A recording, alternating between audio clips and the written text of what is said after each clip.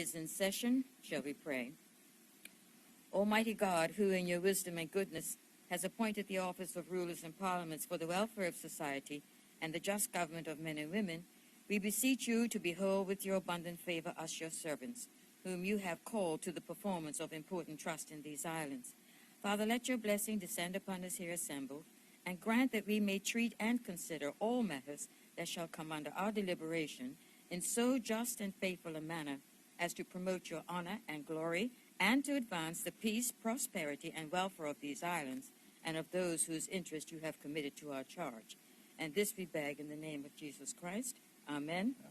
May the grace of our Lord Jesus Christ, and the love of God, and the fellowship of the Holy Spirit be with us all evermore. Amen. Item number 2, the minutes of the 6th of November. Madam President. Senator Jardine, you have the floor. Madam President, I move that the minutes of the meeting of Wednesday, the 6th of November, 2019, be taken as read. Is there any objection to that motion? Yes, Madam Senator President. Simmons? I would just like to propose some corrections to the minutes. Please carry on. On page 2, where I commented, it's about 3/4 of the way down the left-hand side. It says in the second sentence, Senator Simmons remarked that Reverend Dr. Swan was an outstanding Bermudian. Can you delete the next 3 words? Over many years. Yes. And then continuing, and she noted that he had been a teacher. Can you remove again, for many years?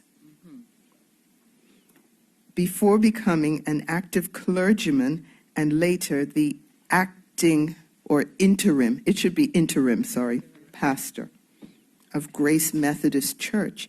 It's actually located in Pembroke. It's one of those interesting places that's very near the boundary between Pembroke and Devonshire, so there's some confusion about which parish it's actually in, but it's in Pembroke. That's all from me. Thank you. Thank you, Senator Simmons, for the corrections. Senator Jardine? Madam President, I move that the minutes of Wednesday, the 6th of November, 2019, as revised with the corrections that have been discussed this morning, be confirmed as a correct record of that meeting. Is there any objection to that motion? No objection. The minutes are confirmed with that, the corrections, those corrections that have been identified by Senator Simmons. Moving on now to messages. Clark?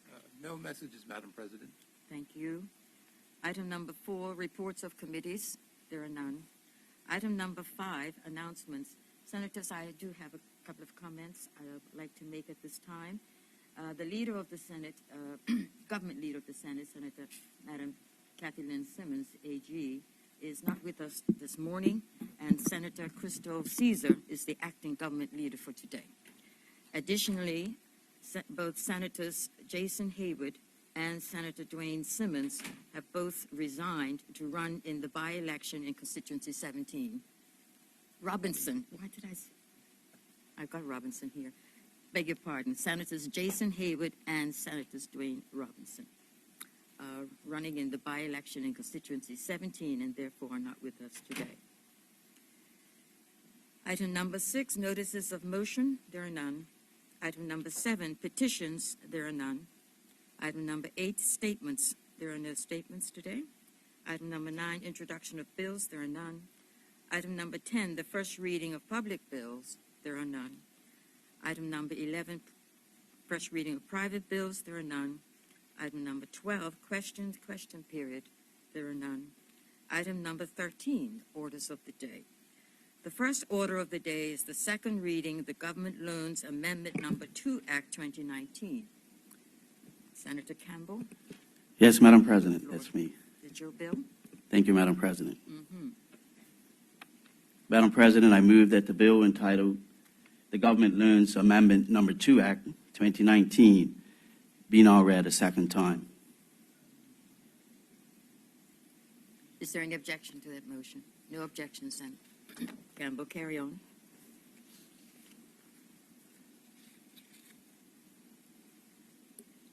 Madam President, the Government Loans Act 1978 provides for the government's authority to borrow money. The maximum amount that may be borrowed and related matters. The bill now before the Senate proposes to increase the maximum amount that may be borrowed. Madam President, members of the Senate will recall that in the 2019-2020 national budget, the government announced that in view of the forecast surplus, we had no plans to incur any additional long-term borrowings in this fiscal year. However, due to unexpected events, the government has been forced to increase the debt ceiling in order to honor obligations in respect to the Caroline Bay project, formerly known as Morgan's Point. Madam President, before I go further, I feel it necessary to remind the Senate of the background surrounding the Caroline Bay project to illustrate how we got to this position. Senators will recall that on September 13, 2019, the Minister of Finance held a press conference updating the general public on the latest developments at the Caroline Bay project. During this press conference, the Minister notified the public of the following. To date, the developers had been unsuccessful in their attempts to secure funding to meet their financial obligations to the Tranche B and Tranche C lenders. As a result of these defaults, both the Tranche B and Tranche C lenders had demanded repayment in full of their outstanding loans. In seeking to defend the public purse, the government had elected to exercise its option by reason of the defaults to acquire the interest of both the Tranche B and Tranche C loans. The government was in the process of negotiating a credit facility with local banks for up to $200 million, the proceeds of which will be used or would be used in the first instance to pay the Tranche B and Tranche C lenders. These extraordinary circumstances and the liabilities triggered by these defaults had resulted in the government having no choice but to raise the debt ceiling in order to borrow monies to fund the payments to the B and C lenders, as set out in the guarantees. And finally, that an amendment to the Government Loans Act 1978 to increase the debt ceiling by $250 million to $2.75 billion was being tabled with immediate effect. Madam President, subsequently, on the 27th of September 2019, the Minister of Finance made a ministerial statement notifying those that sit in another place of the successful execution of a $200 million credit facility with local financial institutions. Madam President, those that sit in another place were advised that this facility offered the government valuable flexibility with regard to its duty to exercise full range of options provided under the Carolina Bay project agreements, which included in the first instance the purchase of interests of the B and C lenders. The remaining proceeds will be used would be used substantially to fund other costs associated with this project. Madam President, the total value to buy the legal interests of the B and C lenders was approximately $170 million, and the minister confirmed that the government had closed on the certificate purchase agreements for the B and C lenders. Madam President, I must reemphasize that at this time, the government has not borrowed $200 million, but rather has a facility in place to borrow up to this amount. Funds will only be drawn when absolutely necessary, and only funds that are drawn will be charged with interest. At this time, I can advise that government has drawn approximately $170 million on the facility, and these proceeds have only been used to fund costs associated with this matter. Madam President, let me make it clear that neither the new borrowing nor the revised debt ceiling amounts have been determined for any purpose other than to fulfill the government's obligations and exercise of its rights under the respective guarantees for the Caroline Bay project. However, as the Minister of Finance presented in his press conference on September 13, 2019, we have sought advice from professional advisors to determine the extent there are other potential liabilities the government may need to address. without this advice, borrowing or establishing a debt ceiling without room for contingency would be irresponsible. Madam President, I can report that the government has begun the process of assessing the amounts owed to contractors and subcontractors associated with this project. And Madam President, I will declare my interest. I do work for a firm that is one of those contractors and subcontractors. That work remains ongoing and will be conducted in a transparent and prudent way. Madam President, at this time, net debt stands at $2.6 billion, and the only borrowing we have incurred during this fiscal year is in relation to this transaction. Madam President, government remains committed to prudent long-term financial planning and to maintaining a robust debt management policy. And on November 10th, funds were used from the sinking fund to pay off an $80 million private placement note that matured. That repayment, Madam President, will reduce our annual interest cost by $4.7 million. Madam President, if interest rates continue to head lower, the government will look to minimize its borrowing costs by performing an asset liability management exercise by refinancing the $200 million loan and any other relatively expensive government debt. Madam President, the government continues to review its options with respect to Caroline Bay and take professional advice on how to best protect the public's investment in this project.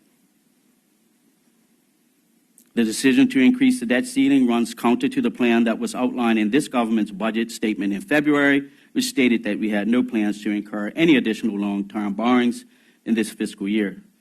While this turn of events was unplanned, our commitment to being prudent stewards of the public purse remains unchanged. And Madam President, with those remarks, I now read for the second time the bill entitled the Government Loans Amendment Number 2 Act 2019. Thank you, Madam President. Thank you, Senator Campbell. And before I open the floor for the senators to respond, I would just like to acknowledge the presence of the Financial Secretary, Mr. Anthony Manders, in the chamber. Welcome to you, sir. Would any senator care to speak on this bill? Senator Kemp, you have the floor. Thank you, Madam President. Thank you, Senator Campbell, for your introductory remarks. And I'm not going to beleaguer the point with a long history of events going back to Southlands, but what I would like to get some clarity on is with how this challenging situation has been managed.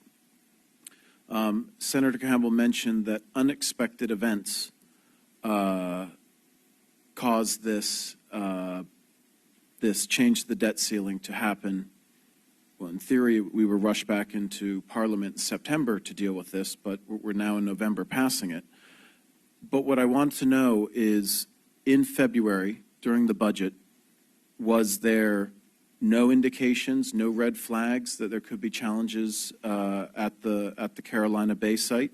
Was September 13th the first time the government knew of issues at the site? I think it would be helpful for the taxpayer to have an understanding of what steps were taken between whenever something was known. If it was September 13th, so be it, but if it was sometime between the election and September 13th, what steps were taken to mitigate these challenges, to palliate perhaps government spending and provide some cushion for a lesser amount of borrowing, and what steps have been taken or what steps are going to be taken going forwards. There was I guess, a bit of a statement on the news last night, but it didn't provide a whole lot of clarity to me about what actually is planning on being done going forwards. Thank you. Thank you, Senator Kemp. Would any other senator care to speak on this bill? Senator Michelle Simmons, you have the floor. Thank you, Madam President.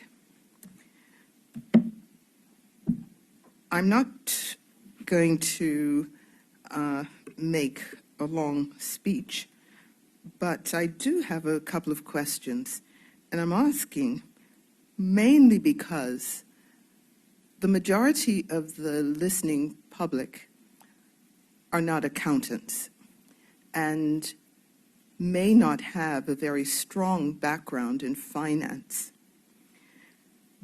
I listened carefully to Senator Campbell's remarks, and I think all of us understand now that the tranche B and C lenders have been repaid.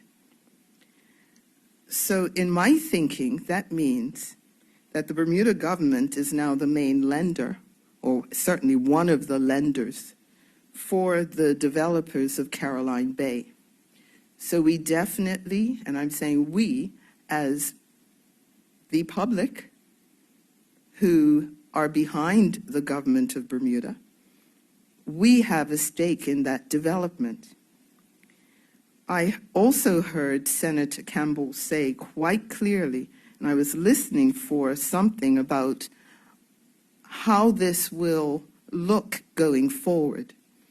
And he did say government is taking advice on how to protect the public's investment in the project.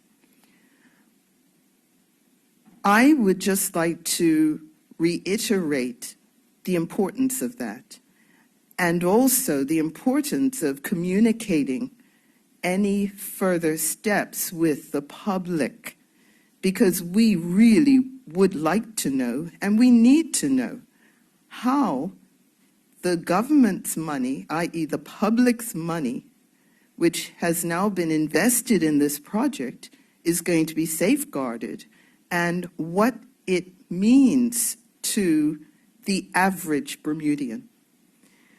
So that is the only query I have.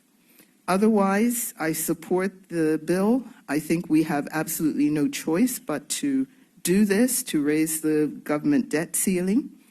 But I just wanted to make it absolutely clear that the public is clamoring for more information about what happens next. Thank you, Madam President. Thank you, Senator Michelle Simmons. Would any other senator care to speak on this bill? No, then.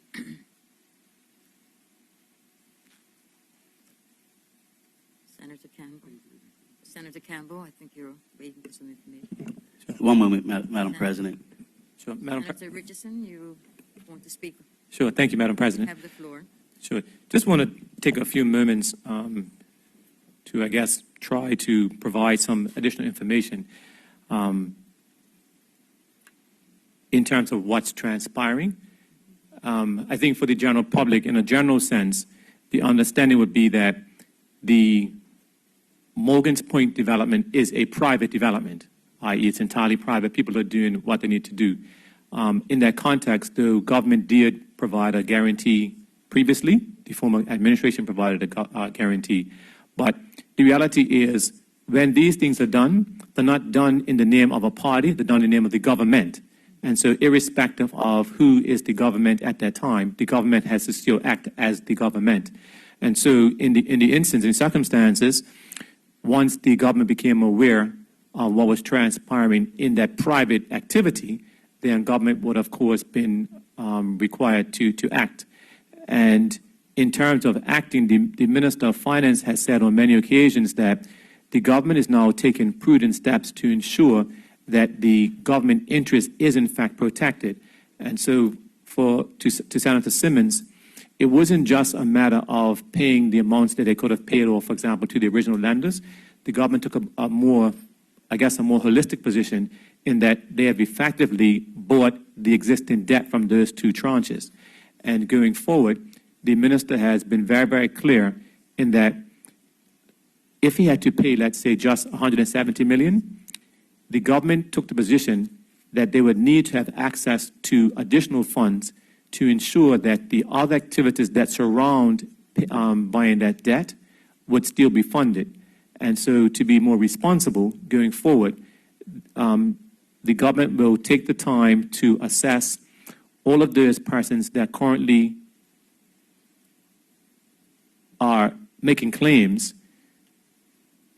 of non-payment from that project, and government is now going through a systematic process to receive and evaluate those claims and then make a determination as to how much, if any of those claims are going to be paid.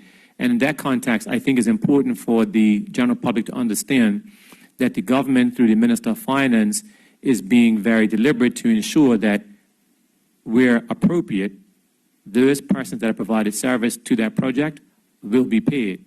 Because the spin-off, of course, is going to be, if I'm a contractor, I have employees and other bills to pay. So now, through the government acting prudently, those persons will receive appropriate funds, and then they can go on and do what's going to be done. But then I think, realistically, there still needs to be a decision made about completing the project. And that's what the minister said also recently, that the government is now going through the process to determine what are going to be the next steps that are, in the government's interest. Thank you, Madam President. Thank you, Senator Richardson. Would any other senator care to speak? No, then Senator Campbell, it's over to you. Thank you, Madam President. Madam President, one may ask why, when the government of the day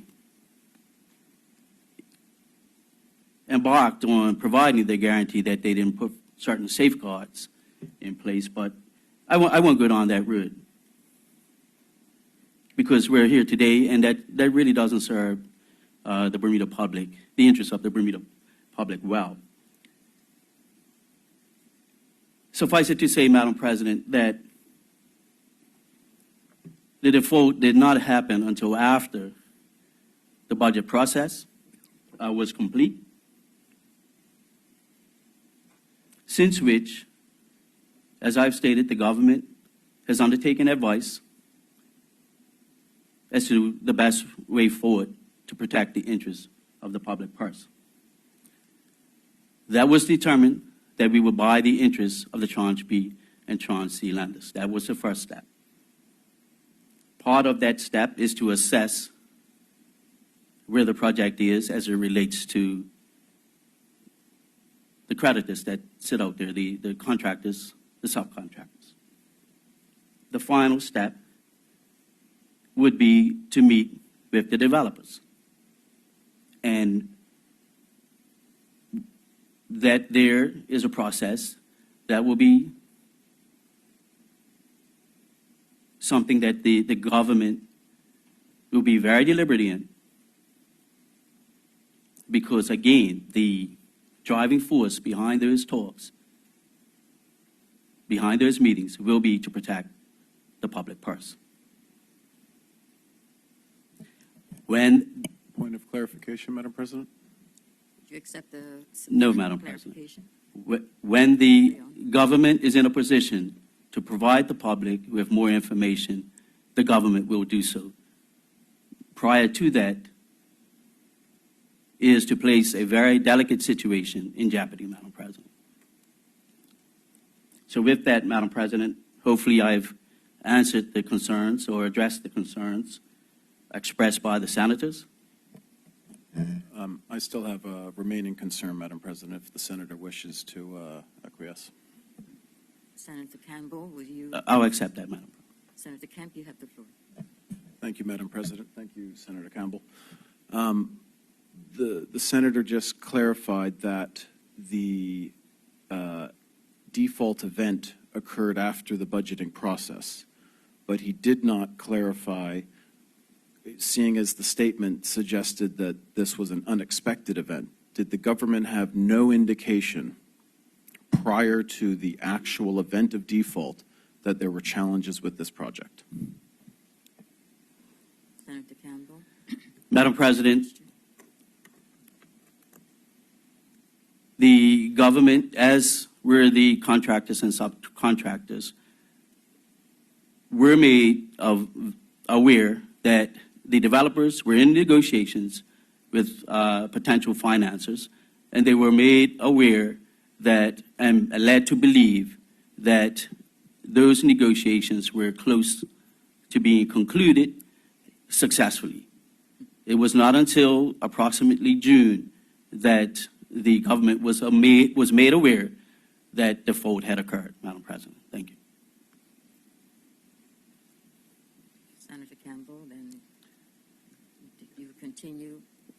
Madam President, with that, I move that the bill entitled the Government Loans Amendment Number 2 Act 2019 be now read a second time.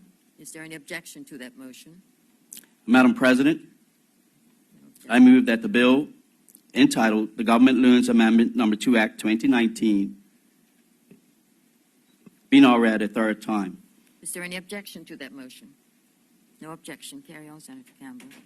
Third reading. Madam President, I move that the bill do now pass. Is there any objection to that motion? He did. He did We the third just did that. He just did the third reading. I will repeat it if we have to, Madam President. You did the third reading. Yes. Is there any objection to the passage of this bill? No objection. The bill is passed. Thank you, Madam Thank President. you, Senator Campbell. We'll move on now to the second order of the day, and that is the Casino Gaming Miscellaneous Amendment Act 2019. Is that your bill as well? That is mine as well, Madam President. Have the floor. If I could have a second just to change gears.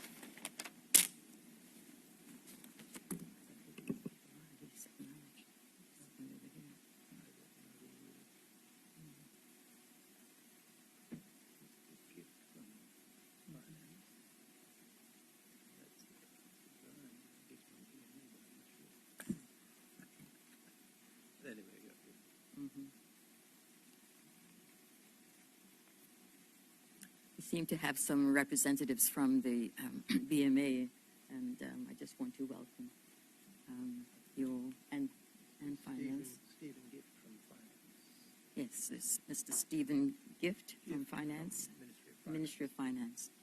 Welcome to you all. Madam President, Carry on, Senator Campbell. I move that the bill entitled the Casino Gaming Miscellaneous Amendment Act 2019 be now read a second time. Is there any objection to that motion? No objection. Carry on, Senator Campbell.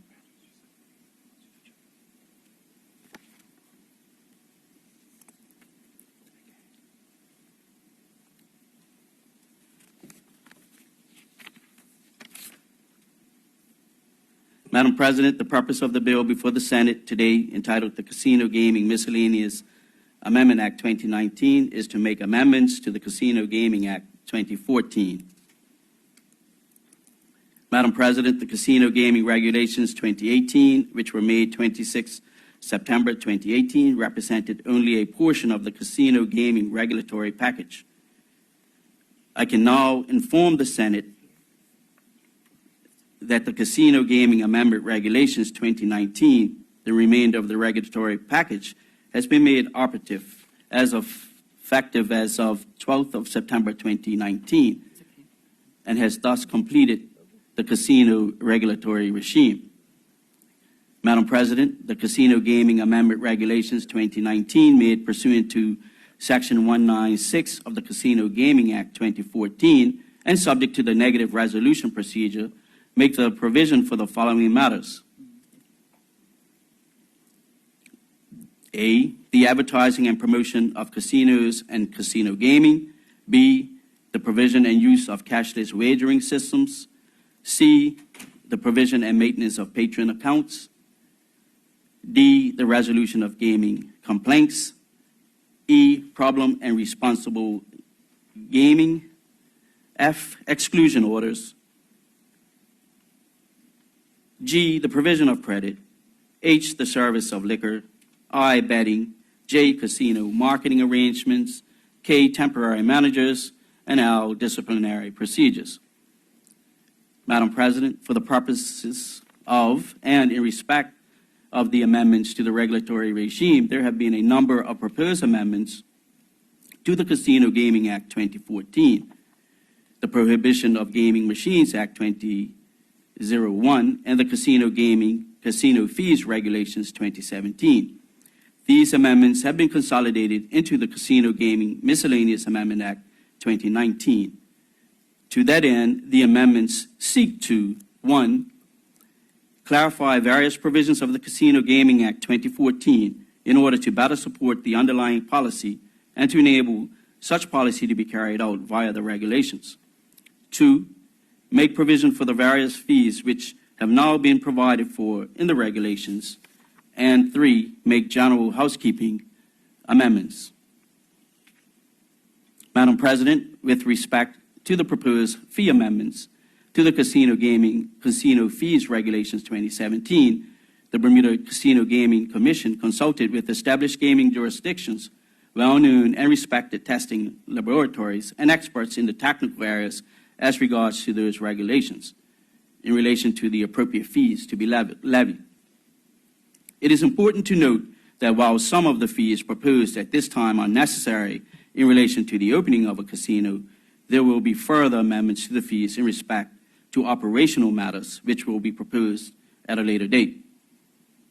Madam President, let me be clear. It is the intent of this government to move forward with gaming, as we believe this will enable economic growth, as well as create jobs and opportunities for Bermudians.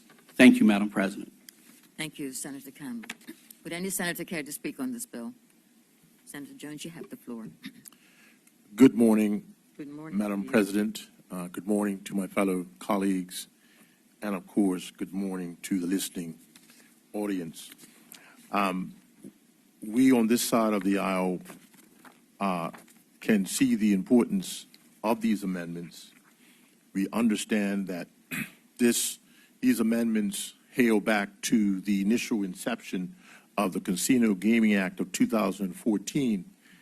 And when one looks at the year that this was first launched, 2014, and we're looking at 2019, it does leave cause for concern that, especially for those hotels that have actually applied and received approval for a license, that it's been 5 years now.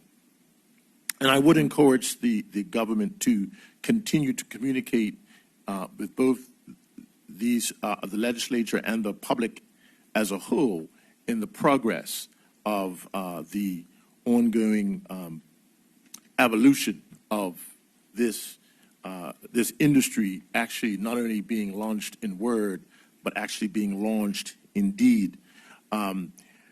This particular legislation, at least in my mind, caused me to question a number of things. We know that part of the delay in the operations of the casinos is the banking piece.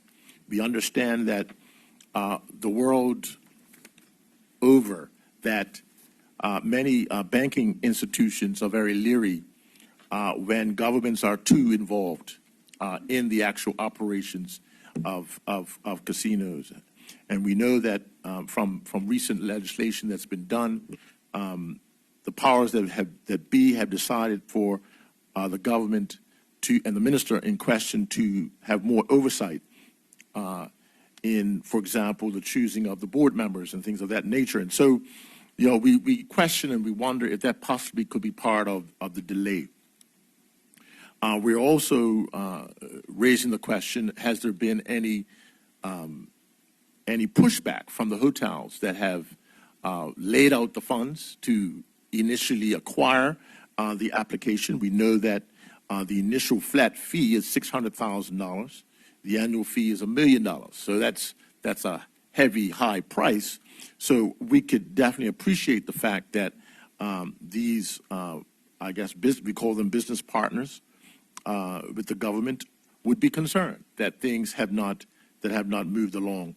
And then there's the question about the executive director. We know that the government was working very, very diligently to find an executive director. I'm not sure if one has been hired as yet.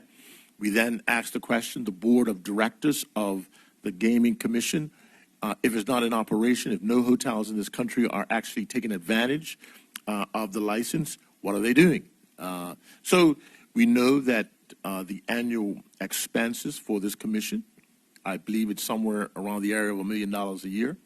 And we know that the government has to carry the cost of having that gaming commission functioning.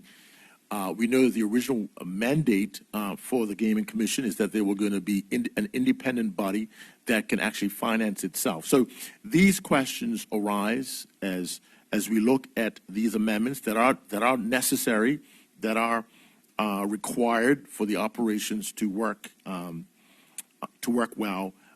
Questions arise when we know that we haven't gotten too far from the initial launching of this gaming commission to it actually being applied within the country as an industry where we can stimulate the economy, where we can create jobs. It would behoove the government to keep the public informed of the progress on a regular basis. And with those questions, Madam President, I thank you for your time. Thank you, Senator Jones. Would any other senator care to speak on this bill? No? And Senator Campbell, it's over to you. Thank you, Madam President.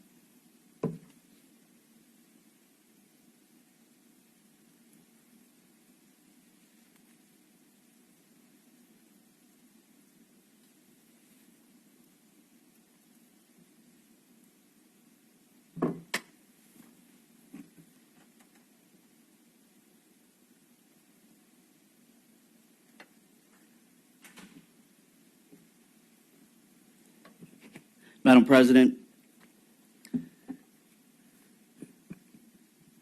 yes, there have been delays. In 2017, we had a change in government. We had a change in commissioners at the Bermuda Casino Gaming Commission. There were a change in ministers and permanent secretaries. And getting each up to speed has been a protracted process. Not ideal, but necessary. In accordance with the National Anti-Money Laundering Committee's agenda and normal sectoral procedures, it's obligatory upon the Bermuda Casino Gaming Commission to execute the suitability process in a thorough manner, which takes time and resources. And it's not a simple process.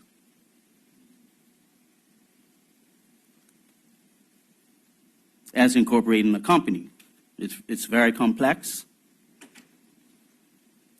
and it's a process which involves agencies beyond our shores.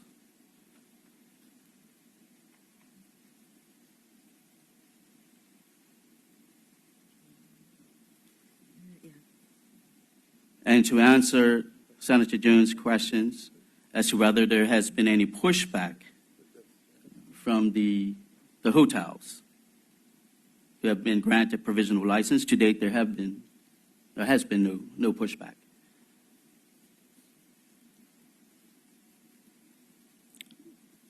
We in the PLP know this is not the cure-all for our economic woes or our challenges.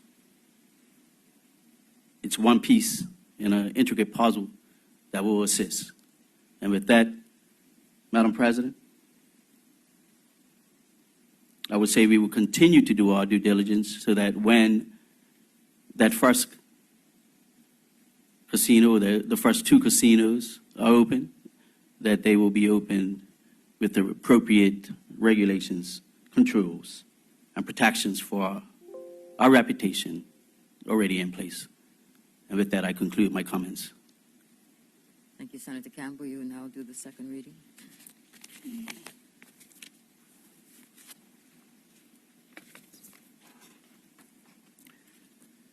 Madam President,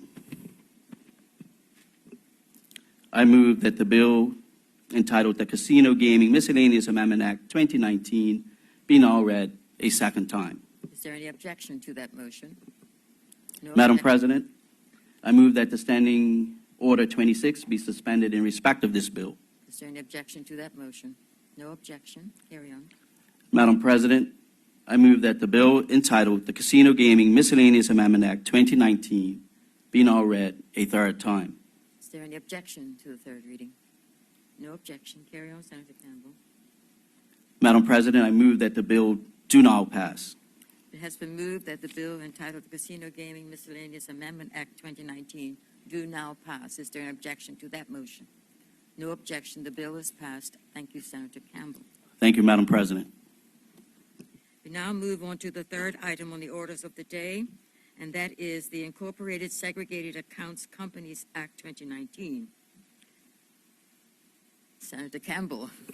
That is mine as well, On a Madam roll President. today. You have the floor. If I could have one moment. Certainly. Thank can you. Take a few minutes to collect yourself and prepare to present the bill.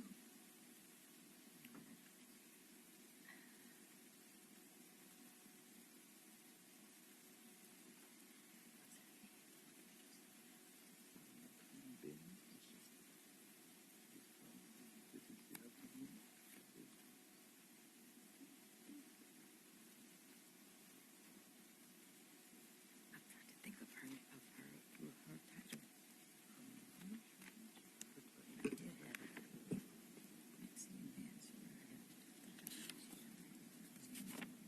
Madam President,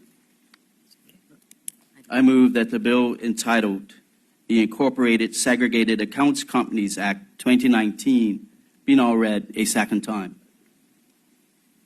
Is there an objection to that motion? No objection. Carry on, Senator Campbell. Thank you, Madam President. Madam President, I am pleased to present to the Senate the bill entitled the Incorporated Segregated Accounts Companies Act 2019. This bill seeks to introduce a new corporate group structure for use by local and international clients who wish to conduct business in Bermuda.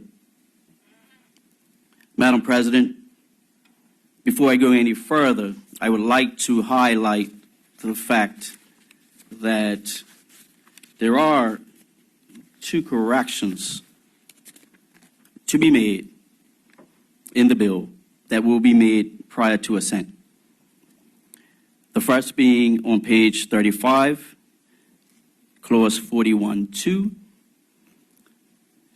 in the penultimate line, where we will delete the word bean, B-E-E-N. So has been given becomes has given. And again, on page 43 of the Act, clause 61, we will replace the heading with striking off ISAC.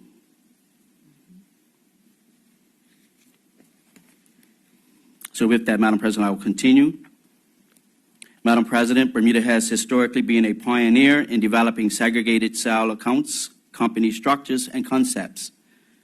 The development of the Bermuda Segregated Accounts Companies regime from the early 1990s took the form of private acts and evolved into the enactment of the Segregated Accounts Companies Act in 2000. The overriding aim of this bill was to ensure that Bermuda remained at the forefront of international corporate law development so as to maintain our competitive edge in order to take advantage of any future growth opportunities. This bill seeks to further modernize our segregated accounts companies regime. The segregated accounts companies concept, originally embraced by Bermuda's captive market and larger commercial insurance and reinsurance industry, has since which been extended to use for other purposes, for example, investment funds business. It is therefore unquestionable that SACs have worked well in Bermuda, just as SAL companies have done in a growing number of competitor jurisdictions.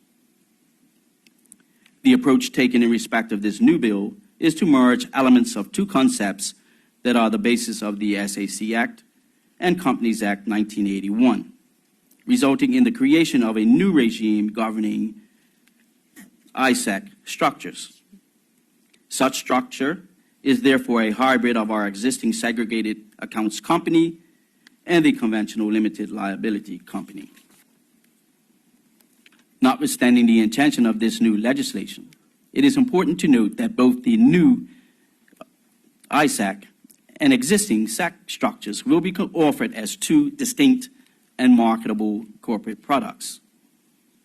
Madam President, in order to fully appreciate the difference between an SAC and an ISAC structure, it is important to understand the business purposes and rationale why one product may be preferred over the other. Madam President, prior to the introduction of Bermuda's SAC regime, Statutory segregation of assets and liabilities could only be achieved by incorporating multiple subsidiaries, by private act, or creating trusts. Segregated accounts companies are appealing for two main reasons. Firstly, they enable a form of corporate group structure to be created, but with lower administration costs than a traditional corporate group structure consisting of multiple individual registered companies. Secondly, the ability to take advantage of synergies and economies of scale, such as operating multiple types or lines of business under one umbrella, is inherent in such structures. Madam President, in order for a company registered under the Companies Act to achieve legally recognized segregated accounts, it must, subsequent to its initial registration, then register as a SAC under the SAC Act with the Registrar of Companies and thereafter comply with statutory requirements as may be applicable under both the SAC Act and the Companies Act, in addition to any other relevant laws, regulations, or rules depending on the nature of its business. Notwithstanding legal recognition, the accounts underlying in a SAC structure do not themselves have legal personalities, separate and apart from their incorporating SAC. Upon registration, that SAC is able to hold certain assets in segregated accounts, firewalled from the assets and liabilities of the SAC itself, which is the SAC's own account and is usually referred to as the general account, and those of its individual segregated accounts or funds. A fundamental characteristic of the ISAC regime is to ensure that where assets have been allocated to any particular incorporated segregated account, those assets are held exclusively for the benefit of the owners of the relevant account and any counterparty to a transaction linked to such accounts. Under our existing SAC structure, each account established as a part of that structure is legally constrained by the capacity of the registered SAC itself and ultimately dependent upon the decision-making and actions of its management. Madam President, on the other hand, using the Delaware series structure as an example, as compared to our SAC, each series can hold its own assets, have its own members, conduct its own operations, and pursue different business objectives, yet remain insulated from claims of members, creditors, or litigants pursuing the assets of or asserting claims against other series. In this respect, the new ISAC structure has similar characteristics and more closely resembles the Delaware series structure. For this reason, Madam President, some local practitioners have raised concerns as to whether or not the assets, liabilities, and other legal obligations of a SAC would be effectively and legally segregated and recognized as such by the courts in other jurisdictions. One of the purposes of this bill is to alleviate this concern and provide legal certainty to local practitioners. Madam President, from a competitive standpoint, jurisdictions providing alternative corporate solutions in the form of incorporated shell companies or protected shell companies have been successfully challenging Bermuda with a view to gaining competitive advantages in a wide range of areas, including the insurance-linked securities market, which Bermuda currently dominates. There are clearly clients and situations where such structures are considered more advantageous over Bermuda's existing SAC regime. Indeed, the inability to provide a similar option like ISACs may be perceived by the market to be a weakness in our product offering, which is already being exploited by Bermuda's competition. At least 12 jurisdictions currently have ICCs, which are incorporated shell companies, and or PCCs, protected shell companies. Legislation, including our principal insurance competitors, namely Cayman, Guernsey, Jersey, and several U.S. states. And these structures have gained international industry acceptance.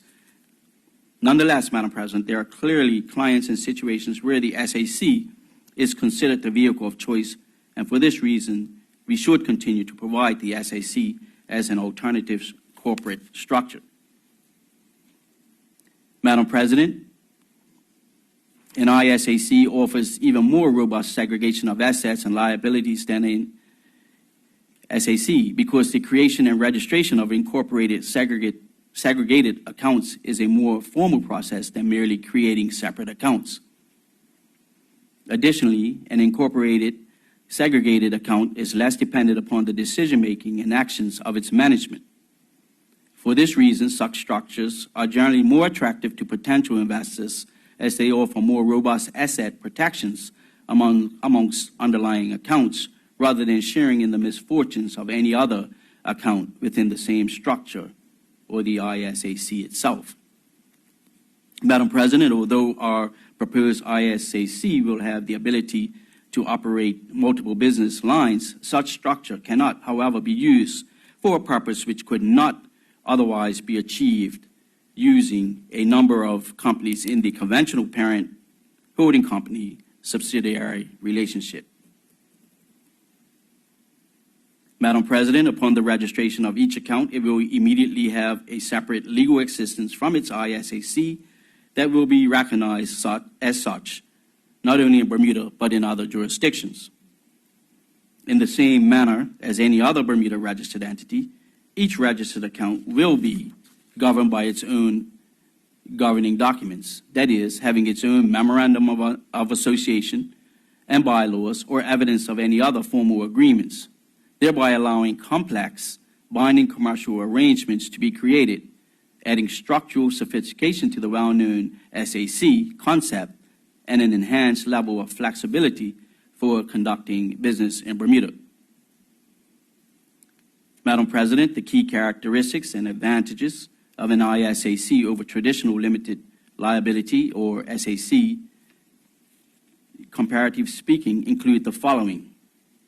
ISACs provide the flexibility for each segregated account to completely and legally separate its assets, liabilities, members' agreements, and other legal obligations from other accounts within the structure. ISACs have the ability to enter into contractual relationships with incorporated segregated accounts formed under the ISAC. Due to the separate legal personality of each account, the ISAC is likely to be considered to be a considerably easier structure for which to obtain a credit rating, which may be a prerequisite for being able to conduct or facilitate the expansion of business. Limited liability companies and SACs can merge, amalgamate, redomicile, or convert into ISACs, and vice versa, thereby diversifying the usefulness and flexibility of their structures if necessary. Each account has its own board, separate from the ISAC board, which will be acquainted with the business conducted by that account and in a better position to immediately act upon any opportunities or threats to the business. ISACs have the ability to pool professional support services such as insurance and reinsurance management, investment management, legal, actuarial, and auditing services. And ISACs can be used beyond insurance and fund sectors with ministerial consent, as is the case with SACs. Madam President, again, the predominant aim of the ISAC is to utilize economies of scale.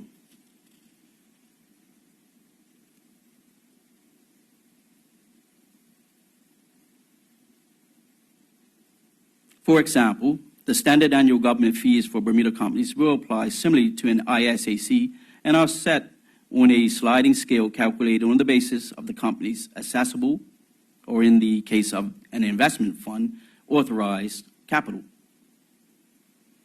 Annual government fees for exempt companies presently range from $2,095 to $32,676 per company.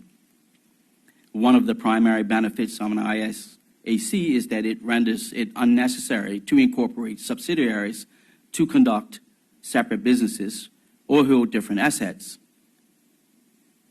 Instead, one ISAC with minimal accessible capital can be created, administering any number of incorporated segregated accounts, each individually ring-fenced.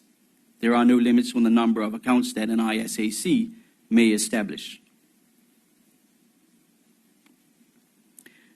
Madam President, the initial registration fee to register a traditional limited liability company as an ISAC is $250, and thereafter the current annual fee is $295 for each segregated account operated by the SAC, subject to a maximum of $1,180 per annum.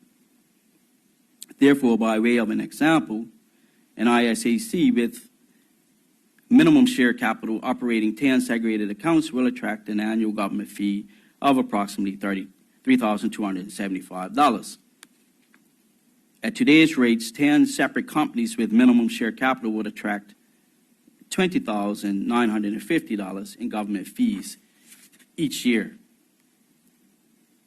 Leaving aside the considerable savings in legal and incorporation fees and ongoing secretarial fees, which are usually payable per company, the cost benefit of operating segregated accounts can be considerable.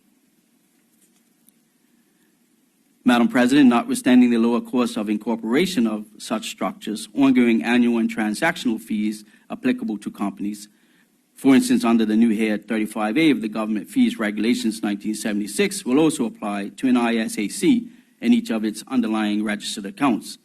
This will have the potential to increase corporate revenues for operating such structures in Bermuda.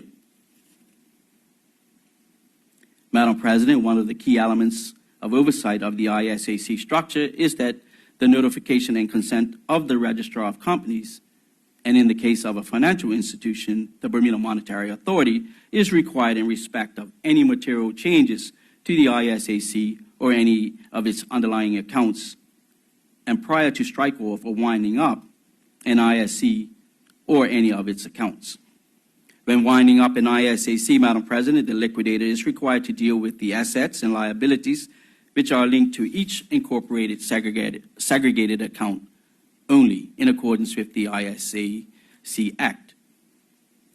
The liquidator must ensure that the assets linked to one segregated account are not applied to the liabilities linked to any other segregated account or to the general account, unless an asset or liability is linked to more than one segregated account, in which case he shall deal with the asset or liability in accordance with the terms of any relevant governing instrument or contract. The ISAC Act ensures a high standard of limited recourse and insolvency protection. Madam President, as a consequence of the concerns and uncertainties regarding the SAC, the ISAC structure has come to the fore as a structure that provides both a statutory and common law basis for the segregation of assets and liabilities. Madam President, the fundamental benefits of proposing this ISAC legislation are to, one, maintain Bermuda's reputation for being dynamic and innovative and to cater for the needs of existing and future business partners. Two, provide a business framework which enables Bermuda to compete on a level playing field with its competitor jurisdictions. Three, continue to provide a comprehensive regulatory and legal framework for Bermuda's stakeholders and potential customers, which enhances our reputation as an international financial services center.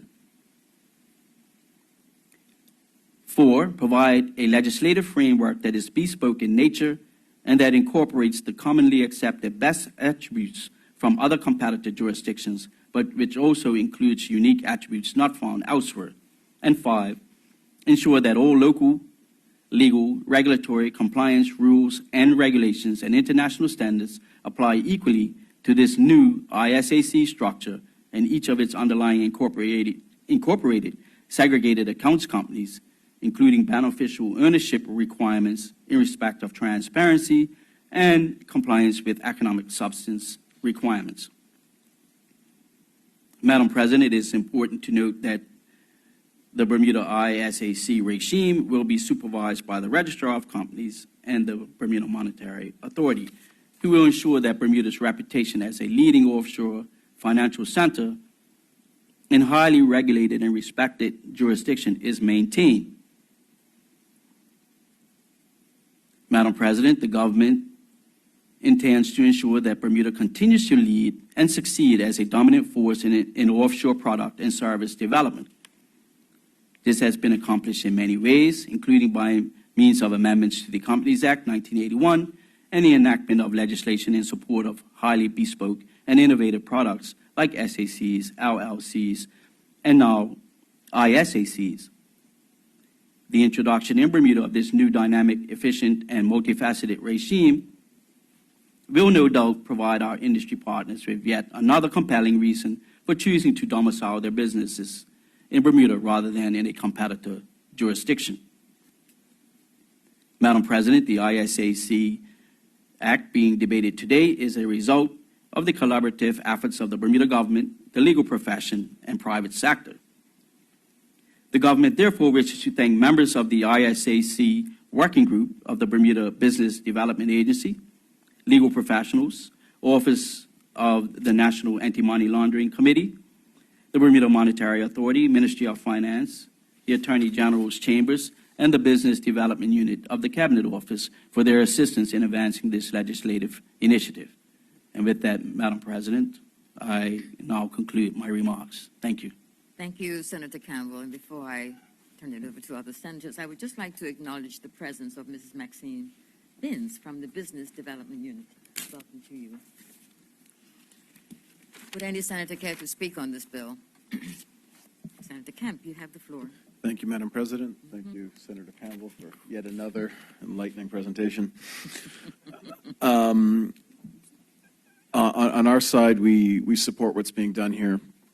Obviously, we don't want our competitive edge to be dulled, and the productive cell units and that are being used by other jurisdictions to provide greater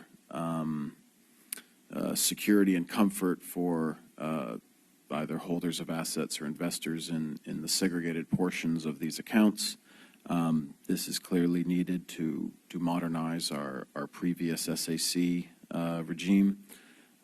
Obviously, it's an internationally accepted business model, so moving our legislation in that direction is useful and provides business operators greater options when doing business in Bermuda. We have full comfort that the consultative process has been wholesome here, and that this is industry driven as well. So we support this bill. Thank you, Senator Kemp. Would any other senator care to speak on this bill? Senator Jardine, you have the floor. Thank you, Madam President. Good morning. Good morning. And good morning to the listening public.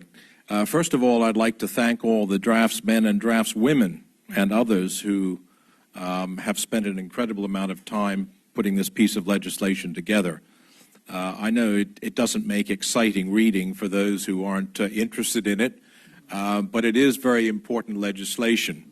And so the listening public may be glazing over as they listen to some of what's been said this morning, but I can assure them that this legislation is absolutely essential and will put us on a level playing field with this kind of structure with our competitors to the south and also in the Channel Islands. So this is extremely important legislation. And I'd just like to say that obviously I support this legislation. I did plow through all 48 pages of it, as I am wont to do, and there are one or two typos, I think, in the legislation. Nothing significant, but I would like to draw the government's attention to them. The first is on page 40, and it's with respect to clause 50, and the second paragraph, which begins, unless an asset or liability, and then on the second line it says, shall deal with the assets or liability, and I think that should be singular asset. So I think that's just a typo there. The S needs to be removed. And then on page 44, in clause 64, 1A, it talks about the accounts, and if you look at the third line of that, it's segregated account. It should be segregated accounts, plural. And then on page 32, and I'm going back to this one because the first time I read it, I had a query with respect to a nomenclature that was not included in there. And then I had further discussions and second reviews, and I still think that there probably is a typo there. If you look at Clause 39, it's headed Notice of Registration of Incorporated Segregated Account. Then if you look at Clause 39, 1A, it says the name of the proposed company which shall not include the expression ISAC or ISAC. I think that should be ISA, ISA. There is a definition for ISA, and it appears earlier in the legislation on page 7.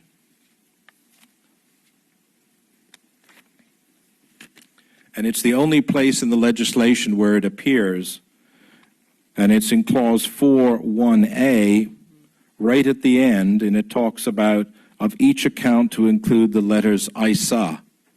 So I think, if I'm correct, there is a typo there, and that should read ISA as opposed to ISAC. And with those comments, Madam President, I support this legislation. Thank you. Thank you, Senator Jardine. Would any other senator care to speak on this bill? No, then Senator Campbell. Over to you again. Thank you, Madam President. Thank you, Senator Jardine, for those for pointing out those typos, and thank you to my fellow senators for their support of this bill.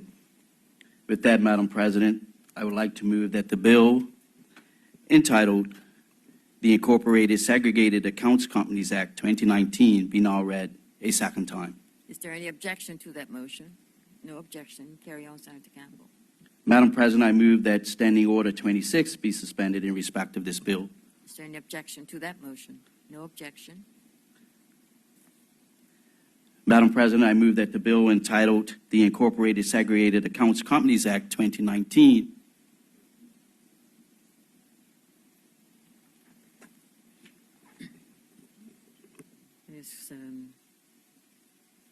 Senator Campbell is being asked to check something, so we'll give him a moment to confirm something.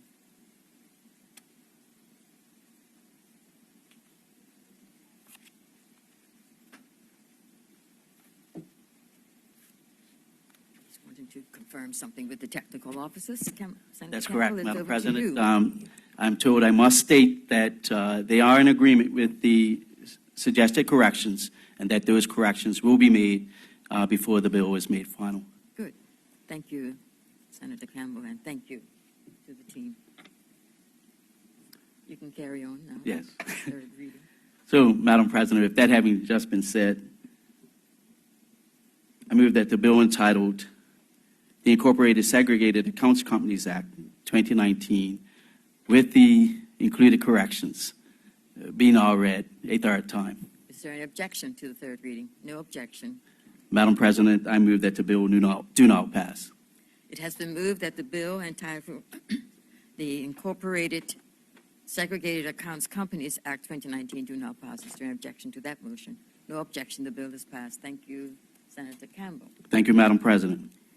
We will now move on to the final order of the day, and that is the second reading of the Misuse of Drugs Hemp Amendment Act 2019.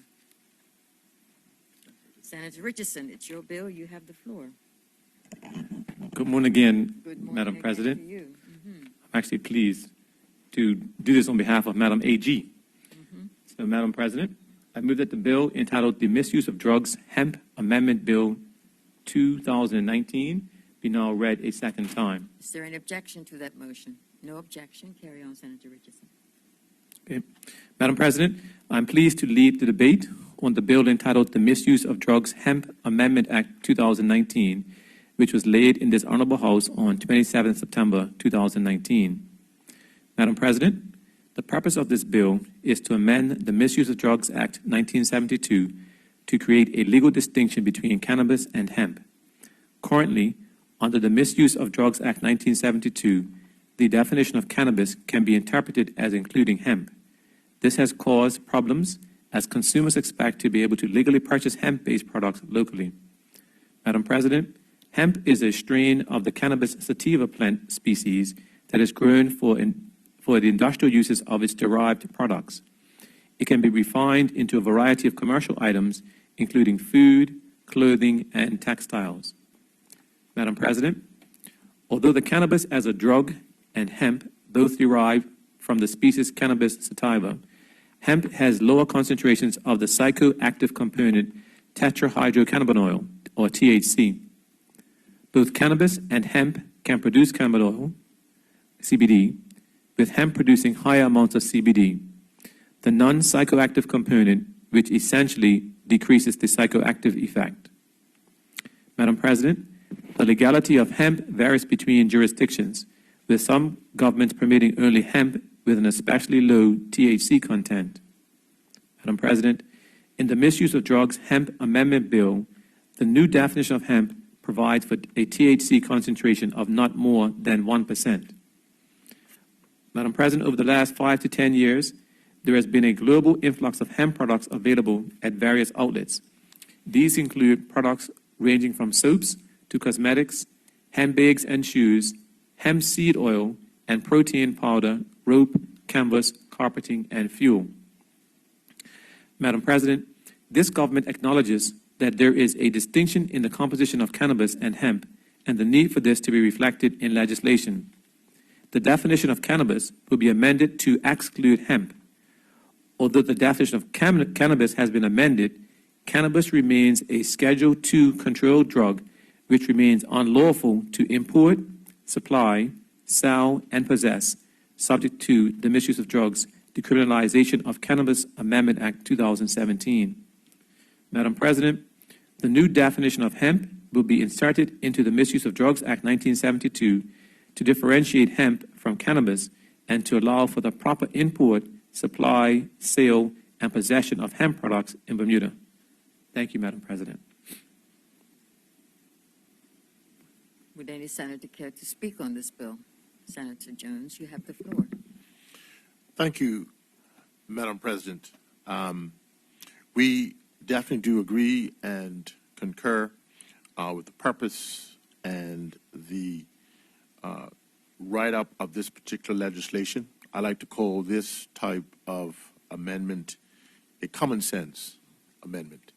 I'm sure that vendors and proprietors of products that have hemp in the makeup of their product will be very happy because I believe this will eradicate a lot of the confusion and the anxiety that is caused from the authorities that are responsible for inspecting products. So this distinction is applauded in the legislation, in this amendment, and we are in full support of this particular bill. Thank you. Thank you, Senator Jones. Would any other senator care to speak on this bill? Senator Jardine, you have the floor. Thank you, Madam President. I hear the words a common sense bill, and I think by and large that is true. Certainly in the United States, as I understand it, the commercial level of is specified at 0.3% as opposed to 1%. I don't necessarily have a concern with the 1%. I would be concerned, obviously, if that 1% were to vary substantially from that level. And I notice in the definition of hemp, it says there, with a THC content of not more than 1%, or such other concentration as may be specified by the minister by order, published in the Gazette. So my concern is, or I should say, I'd just like to say my concern, and that is that I hope that the minister in the future, if he decides to vary the 1%, I mean, I'm aware of the fact that it has a very low THC content in it, hemp does. But I would like to ensure that that 1% does not vary significantly upwards in time. And I would just sound that caution in supporting this bill. Thank you very much, Madam President. Thank you, Senator Jardine. Would any other senator care to speak on this bill? Senator Michelle Simmons, you have the floor. Thank you, Madam President. Senator Richardson has addressed one of the questions I had, because I was trying, as I read through the bill, to get a clear idea of the intent.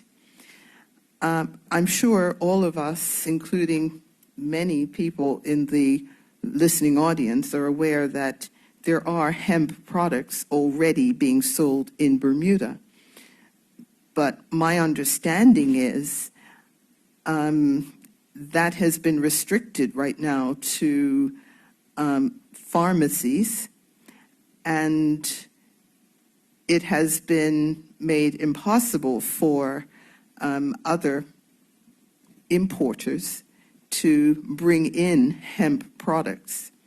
And I'm not just thinking of those products that have pharmaceutical applications, but also, as Senator Richardson mentioned earlier, things like soap and rope, other beauty products, and so on. There are many, many things that are manufactured using hemp. One of the questions I have that still is not, or has not been answered, is how can we ensure that the 1% is being adhered to? I guess we depend on labels on items to tell us what composition is contained in those items. But does that apply to everything that has hemp in it? I just wanted to make sure that there has been some consideration given to how the authorities, I'm thinking particularly of customs, would ensure that things have no more than a 1% concentration of THC. And I think that is the only question I still had, and I would appreciate a little clarification if that's possible. Thank you, Madam President. Thank you, Senator Simmons. Would any other senator care to speak on this bill? No, then Senator Richardson, you have a couple of questions.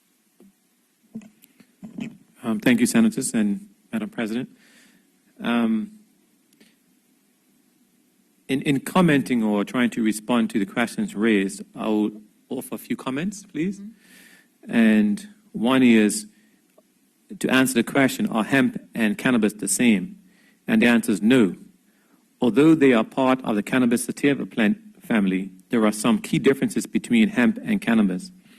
Hemp contains little to no tetrahydrocannabinol, THC, the compound in cannabis that produces the psychotropic and mind-altering effects. It gets you high. Hemp, for the purposes of this jurisdiction, contains not more than 1% THC, while cannabis contains more than 1% THC.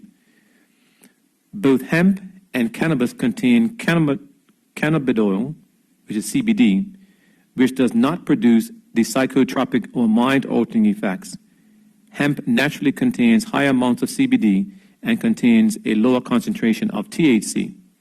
So this actually addresses the question or comment from Senator Jardine in terms of the minister potentially allowing a higher concentration of more than 1% THC. And based upon this, the answer would be no, because the higher the concentration, the more you are allowing the hemp to be more similar to cannabis. And C, about a distinction, is that hemp and cannabis plants' appearance are noticeably different. Cannabis plants have broad leaves and dense buds. Hemp plant, on the other hand, have skinny leaves that tend to be thicker toward the top of the plant. Another comment is, in responding generally, is is hemp lawful in Bermuda? Presently, hemp is not lawful in Bermuda. And this goes to, I think, the comments from Senator Simmons. The pharmacy inspector has been properly advising distributors and merchants that hemp is not lawful for sale and should be removed from shelves. The government is aware that there are many hemp products currently available, which is the reason why we are making a clear distinction in the legislation to avoid the current or minimize the current confusion. And D, with only one pharmacy inspector, it is difficult to monitor all products that are available for purchase on the island, but that is the regime that currently exists. Another general comment is, would members of the public and visitors be able to import hemp or hemp products into Bermuda? And the answer is yes. Hemp and hemp products, subject to this act, can be lawfully imported into Bermuda by the residents of Bermuda as long as the THC content is no more than 1%. And no special category has been made in reference to visitors. Therefore, visitors will be treated the same as Bermuda residents. And then another point, I guess, that's important to stress is, does this amendment to the Misuse of Drugs Act 1972 make cannabis lawful in Bermuda? The answer is no. Cannabis is still classified as a Schedule II drug, and it is unlawful to import, possess, supply, and sell, subject to the Misuse of Drugs Decriminalization of Cannabis Amendment Act 2017. So, Madam President, I trust that those comments do answer the questions that were raised by the senators. And I know that even in preparing and going through the brief, it's been an eye-opener to me because I thought of all these things as being the same. But clearly, based upon what I've just said, there is a distinction between cannabis and hemp, and the hemp products itself can be used without causing any undue changes, psychological changes to the individual user. And so, Madam President, I guess we should look forward I to. actually have some point of clarification Senator- I'd like to raise, if possible. Sorry, Senator Kemp has a point of clarification. Senator Richardson, you accept his point of clarification. Yes, Madam President. Senator Kemp, you have the floor. Thank you, Madam President. Thank you, Senator Richardson. Listening to to the senator's closing remarks, Madam President, there were a couple items that jumped out at me and raised more questions. One was, what we're effectively doing here is defining in Bermuda what is hemp and what is cannabis, and it seems to be less of a botany issue and more of a concentration of THC. So the other visual cues to distinguish what plants have higher CBD values and what have higher THC values seem essentially wholly irrelevant. It's going to come down entirely to the THC content. So Senator Richardson suggested that basically the minister would never be able to define hemp as having more than 1% because then it would for some reason become cannabis. But we're defining in these chambers what is hemp and cannabis. So the percentage that cuts it off is not based on a global standard. It's based on what laws we pass here or what's gazetted, as this law gives ample right for the minister to do. My other question is with the, as the senator stated, there's a lack of officers to police what's on the shelves in retail stores and pharmacies and this kind of thing. And if that problem existed when the allowed percentage of THC in products was 0%, how does that problem go away when all we're doing is changing the potency benchmark to 1%? Is there going to be an increased funding of control officers inspecting whether goods have 0.5% or 4%? Or this doesn't seem to actually address that challenge at all. It's just simply shifting the point of measurement. So the senator's answers left me with more concerns or more questions rather than clarity. So I was hoping to get some further and better particulars from the senator. Thank you, Senator Kemp. Senator Richardson? Over to you. Thank you, Madam President. Just want to clarify, I'm not stating that the minister cannot raise the percentage. I'm speaking more to the likely impact in that we're currently trying to define the distinction between hemp and cannabis, and so the impact is not a definite. The minister can, obviously, under the act, make an adjustment, but again, we'll just emphasize that it's unlikely to go higher. And to be honest, given that in other jurisdictions, the allowable concentration is lower, the minister has the discretion to make it lower, also higher. So that's the flexibility that's now going to be given. And in terms of the regime, I want to call it, for inspecting products and the like, I don't have an answer at this stage, but I'll take it under advisement and provide the information at a different stage. But I want to emphasize that the goal of the legislation today is to remove some of the ambiguity and make it clearer that persons can import hemp products subject to the definition that we're talking about today. And we know in the marketplace that there are many persons that do provide hemp-based products, and they've been asking for this change to be made. And I want to say that this is another demonstration of how the government is prepared to listen to those in the community that have valid concerns and try to adjust as appropriate.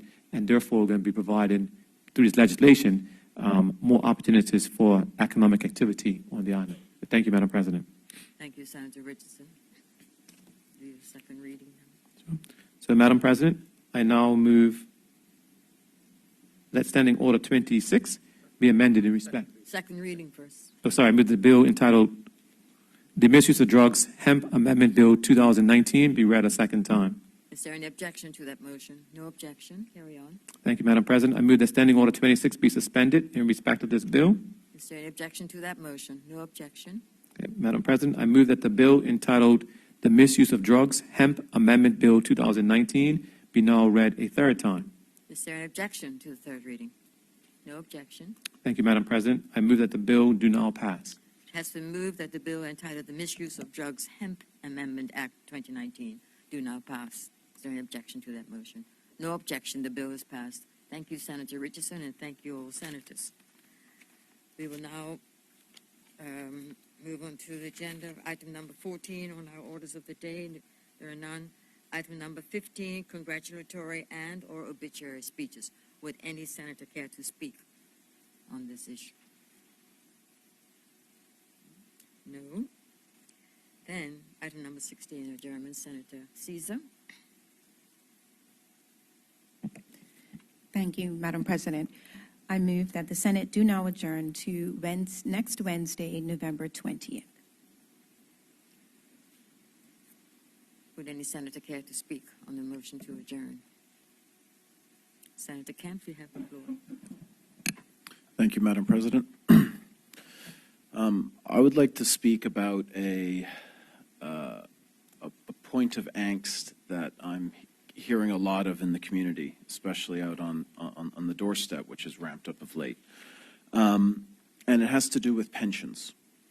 The Premier, in not even the other place we usually refer to, but at the quasi-throne speech, made a lot of grand references to changes to the pension scheme, talked about investments in co-ops and other things like that. And whether it was by design or by fault, it was a very ambiguous statement of intent. It was lacking details, lacking kind of a plan surrounding it, and I trust we'll hear more on the 15th. But the way it was framed, the way it was announced, it's caused considerable concern, considerable angst in the community about whether pensions are going to be seized or forced to be invested in certain products, which I don't believe to be the case. But again, I'm having to read between the lines with what the Premier stated in another place. And I would strongly encourage that some clarity be provided around these grand reforms that were suggested, because it's causing considerable concern in the community. about what's happening to people's savings, what these investments may be, whether it's going to be mandatory or not. So I would strongly encourage that the communication on these plans, that seems to have been a bit of a theme today in the Senate about the angst that lack of communication can cause to the general public. So, and that's all I have to say on that, Madam President. Thank you, Senator Kemp. Would any other senator care to speak on motion to adjourn? Senator Richardson, you have the floor. Yeah, good morning, Madam President. I think for us, it's interesting, one of our responsibilities is to provide information when questions arise. And really, with respect to the pension comments, the Premier has been very consistent over the past couple of years, actually, in terms of what is intended. And I, too, have interacted with members in the community, and they've basically asked for clarification. And I've answered by saying that what the Premier has said broadly is that at this stage, government has responsibility for investing certain assets. And those assets, by and large, are invested overseas in companies and otherwise. And what he has said is that it will make sense, it will be practical to ensure or to allow for some of those assets to be invested locally, because the Bermuda economy also needs to be, activated to some degree. And so it's not a question of persons in any way being irresponsible in terms of using those investments, but simply being practical and realistic in terms of there are times when we want to do things locally and we can be allowed to do so. One of the interesting comments in terms of our personal investments, for example, might be that if I happen to have an investment portfolio of, let's say, $500,000, and I need to, or I would like to purchase a house, and I don't have the down payment, it is not impractical for me to use some of my personal investments to make the down payment for the house, especially because having a house provides stability for me and my children and thereafter. And so there are some definite advantages in doing so. And again, I just want to emphasize that one of our responsibilities is to provide information when persons do ask us to do so. And that's my comment for today. Thank you. Thank you, Senator Richardson. Would any other senator care to speak on the motion to adjourn? Senator Jones, you have the floor. Thank you, Madam President. I believe that topic that was just raised, I can concur with my colleagues that has been a question that's arisen to my attention as well. But be that as it may, my topic of discussion and motion to adjourn issue has to do with something that's near and dear to my heart. As a government, it's quite clear that its responsibility is to create an environment for its citizens, one that will foster prosperity and peace, and in this country be able to engender an atmosphere where we as citizens can discover and experience the Bermudian dream. Now, not many people have been able to clearly define what that Bermudian dream is. We all have our own opinions of what that would be, but surely every man, woman, boy, and girl in this country that has the rights and privileges to live here should be afforded the opportunity to enjoy the quality of life that we believe that Bermuda can provide for us. So with that introduction to where I'm going, my concern is the government's journey into the waters of providing universal health care for its citizens. A noble desire. We can all attest to that. But in the government's quest to create an environment of peace and prosperity, they need to make sure that there's prosperity, i.e. there's sufficient revenue, an economy that's buzzing along, all of our assets and government investments are tight and tidy so that we can afford to do this. We know that the Minister of Health and her team have been doing the roadshow and presenting their plan to the general public. I was fortunate to be able to attend one in the West End in September, and many questions were raised. I'm glad that I was there because I was able to see firsthand not only the questions that were asked, but also the body language, the nonverbal communication that was coming from residents, both middle-aged and seniors, who had some legitimate questions, some which were not answered, some which were sort of set aside because all the information was not there. But there seems to be a general anxiety in the country. And I think, I'm reminded of the story of Paul Revere, the American patriot, during the American war with Britain, when he was riding to Boston to let his fellow patriots know that the British were coming. The British were coming. Prepare for impending doom. Well, I wouldn't go as far to say that this journey is doomsday, but I would say that the government would need to take a breath, pump the brakes, and give more thought and a listening ear, especially to the professionals within the industry that have been practicing their trade, i.e. the doctors and the professional practitioners who have voiced their opinions. Now, we understand and know that, Madam President, that consultation is part of the order of the day. Whenever the government is bringing about proposals for changes in the way they do business, especially something as large and as expensive as healthcare, consultation is important. And I was mindful of the town hall meeting that was held in St. George's. I was not fortunate to be there. I was able to look at it online. I was cognizant of some comments made about the conduct of some of the doctors and physicians and professionals that were attending that particular town hall.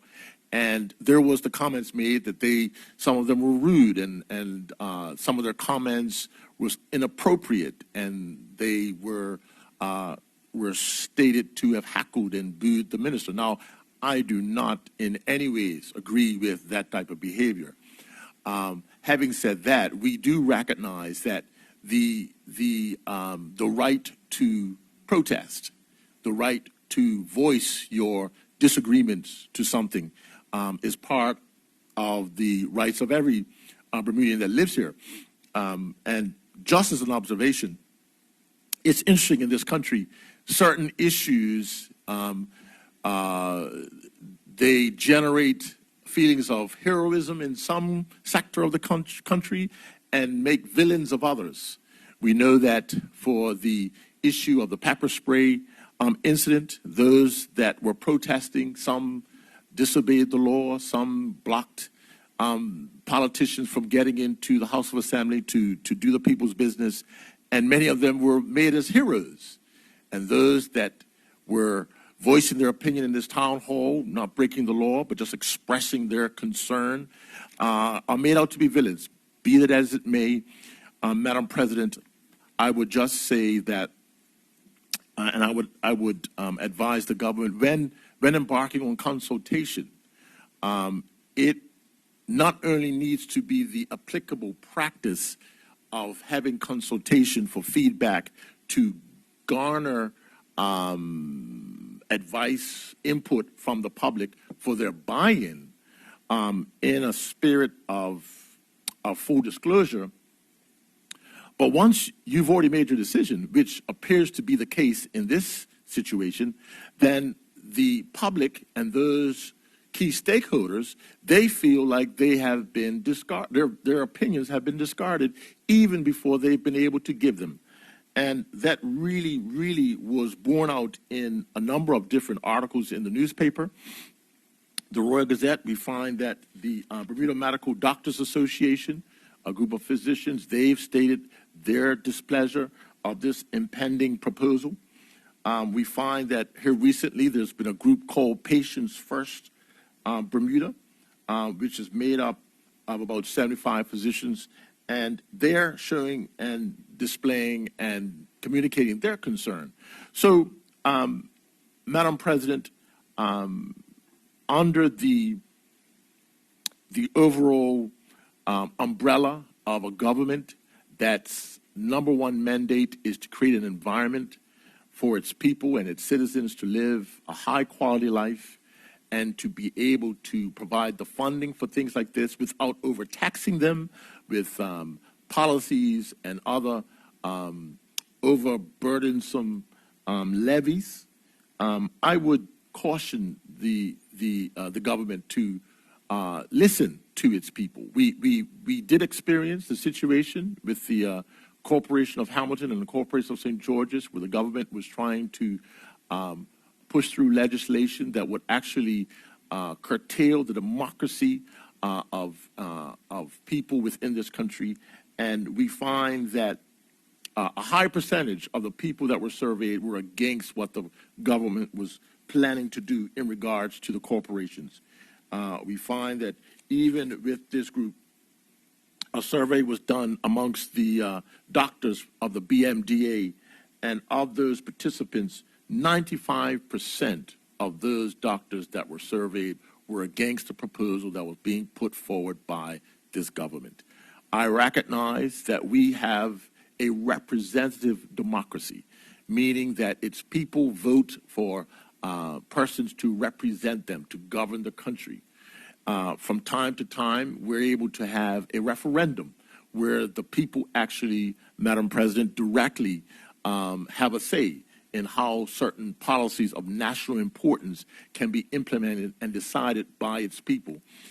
But a representative democracy can be slightly different in that its representatives actually govern. And so we understand the power and the authority that the government has, but we do at the same time caution those that are the decision makers to have another look, to listen very carefully, to understand the implications, to be aware of the unintended consequences that can arise from reforming a system that's this government promised, A, to find a way to decrease the cost of healthcare in this country, and to cover those that are under or not insured.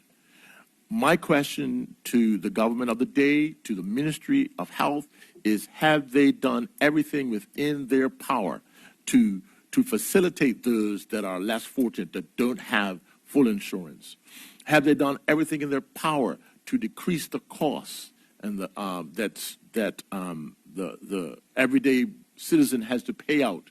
One of their number one building blocks of their platform is to lower the cost of living. The professionals that are in this industry are telling us ever so forcibly that this new reformation will not lower the cost. And the information that's been amassed to make this decision, from my observation, is not complete. So with those words, Madam President, I lay out a challenge to this government that have another look. Don't be, and I appreciate the fact that the consultation has been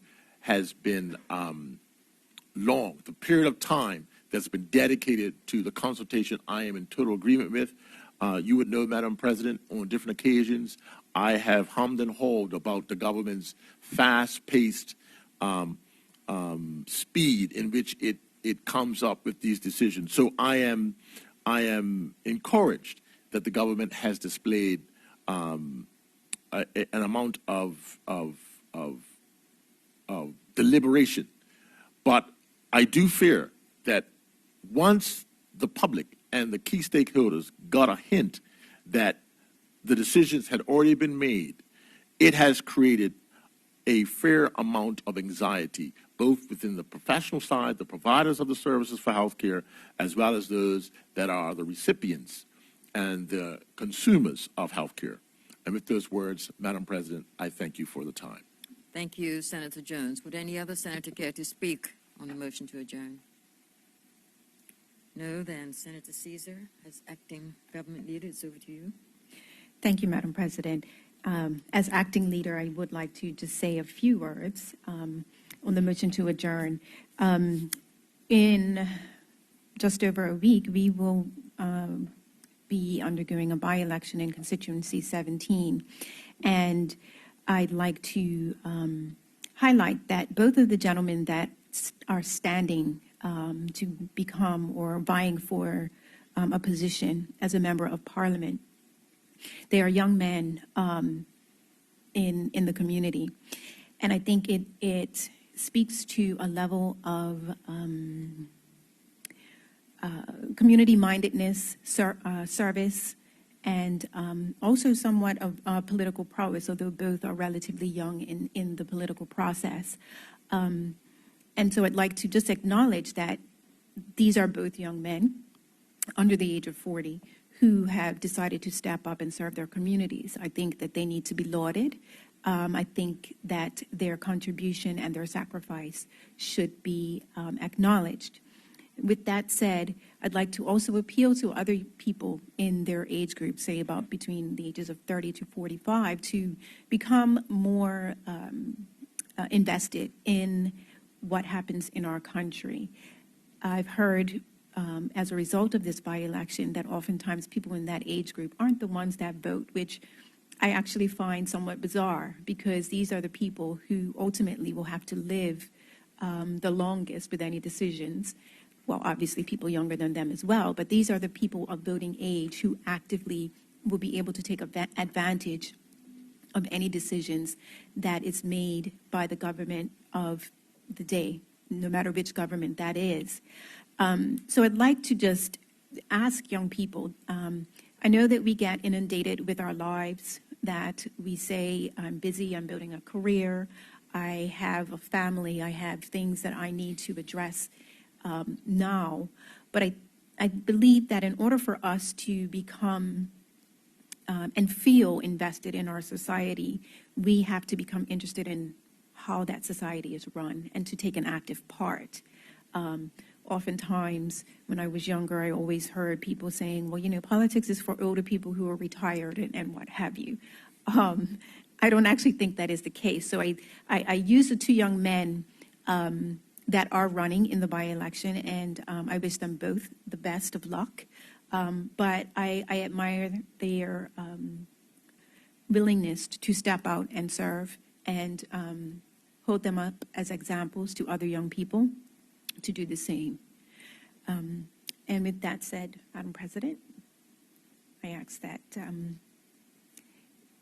I believe we're now done for the day. So that I finished with those comments. Thank you, Senator Caesar, the acting government leader in the Senate. Senate stands adjourned until next week, Wednesday, November the 20th. Thank you.